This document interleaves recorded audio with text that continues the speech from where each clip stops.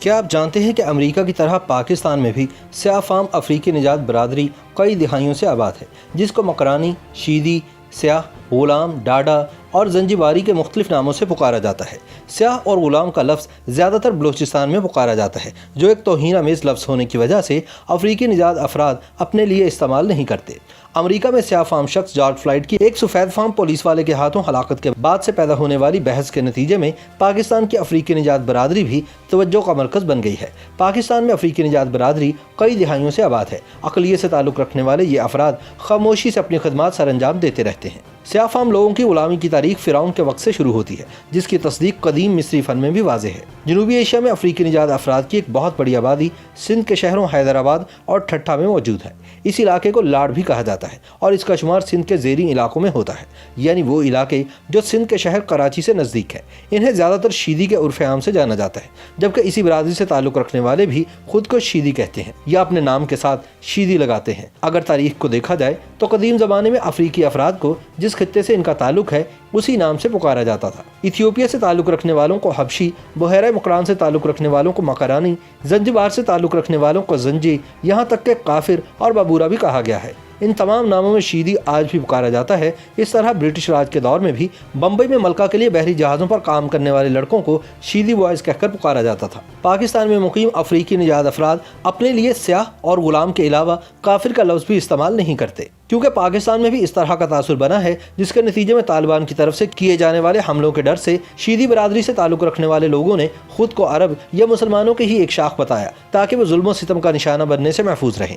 افریقی نژاد افراد خطے میں جہاں جہاں آباد ہوئے وہیں کی تہذیب میں خود کو ضم کر لیا۔ کئی جگہوں پر ان کے لیے وہاں کی روایات اپنانا آسان بنا اور وہ ان کی شناخت کا حصہ بن گیا، جبکہ دوسری جگہوں پر ان کی منفرد شناخت قائم رہی۔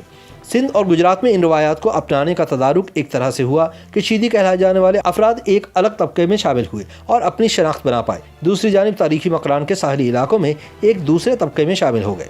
ریسرچرز کے مطابق سندھ میں افریقی نژاد افراد کو شیدی کہا جانے لگا اور وہ سروائل ذات کا حصہ بننے کے باعث اپنی جگہ بنا سکے۔ مکران کے سماجی ڈھانچے میں 3 بنیادی خاندان تھے۔ حکمران خاندانوں سے گچکی، بلیدا، ہوت اور بزنجو شامل تھے، جنہیں حاکم طبقہ مانا جاتا تھا، اور پھر مڈل کلاس طبقہ تھا جن کو صرف بلوچ کہتے تھے۔ ان میں زمیندار اور مویشیوں کا کام سنبھالنے والے تھے۔ غلامی کے خاتمے کی تحریک کے بعد کئی بڑے شیدی مبصر اور دانشور سامنے آئے، جن میں سے ایک بڑا نام سندھی دانشور محمد صدیق مسافر کا تھا، جس کی وجہ سے شیدی تحریک اور اصلاح کا آغاز ہوا۔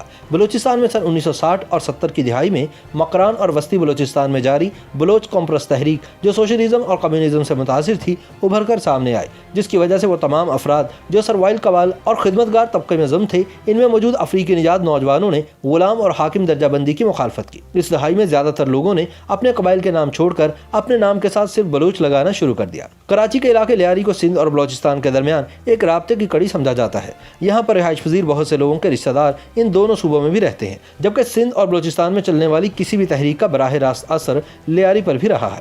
برٹش دور میں بھی کئی ایسے سیاسی نمائندے سامنے آئے جن کے خاندان کے افراد کی جڑیں افریقہ سے ملتی ہیں یا ان کے آباء و اجداد وہاں سے ہجرت کر کے کراچی اور پھر لیاری میں آباد ہوئے۔ برٹش دور میں کراچی کے میئر اللہ بخش قبول کی والدہ افریقی نژاد تھیں، جبکہ انہوں نے خود ایک شیدی خاتون سے شادی کی۔ ان کے وکالت سے منسلک بیٹے عبدالستار سن 1970 کے انتخابات میں لیاری سے پاکستان پیپلز پارٹی کی نشست پر منتخب ہوئے۔ سن 1989 میں کراچی شہر کی آبادی میں تقریباً 3.5 لاکھ بلوچ بستے تھے۔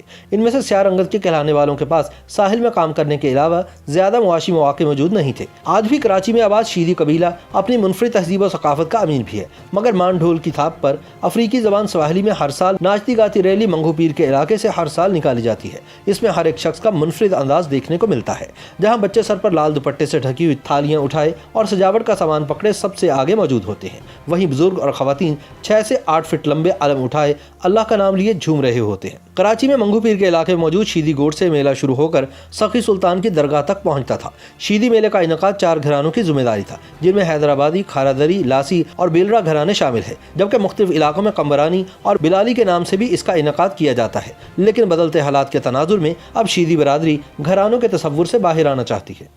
یوٹیوب پر گوگلی نیوز دیکھنے کے لیے youtube.com کی سرچ بار میں googly news T V type کریں۔ گوگلی نیوز کے پیج پر سرخ رنگ کے سبسکرپشن والے بٹن پر کلک کرنا نہ بھولیے۔ یوٹیوب پیج پر اپلوڈ ہونے والی ویڈیوز سے باخبر رہنے کے لیے بیل آئیکن پر کلک کیجیے۔ آپ کو ہر نئی ویڈیو کے بارے میں نوٹیفیکیشن موصول ہو جائے گا۔